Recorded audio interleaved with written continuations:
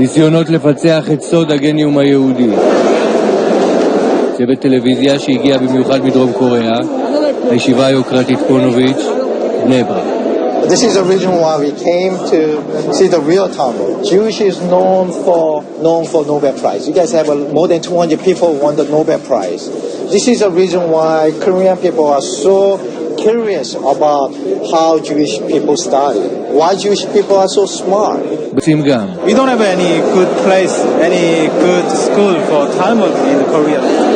לימוד מתורגם לקוריאנית הפך ללהיט. רבים לומדים וחולמים לפענח את הטכניקה ולחדד את מוחם. אבל אם אני רואה שהמצב בין שניהם הוא לעולם אסור, אז אתה רואה שבכל העולם זה אסור, אז מילא אתה רואה שזה לא דבר שהוא ספציפית אליו.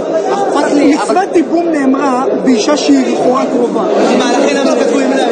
Discussion sometimes turn into big fight, no?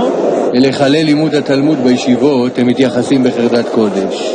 Thank you so much. Thank you very much giving us the opportunity to come to yeshiva. דברים שאומרים מהלב, אז בכל צבא מבינים. Teach us to how to understand Jewish way of study. התענוג שלך בלימוד הגמרא הוא תענוג דתי או תענוג אינטלקטואלי?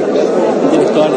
בישיבה דווקא ניסו להסביר כי יש משהו אפילו יותר חשוב מן ההישג האינטלקטואלי. זה ברור שזה מחדד את המוח מאוד, אבל לא זו המטרה העיקרית. תורת ישראל, כל העבודה היא לשנות את עצמך. יותר ממה שהתורה מלמדת דרכי החשיבה.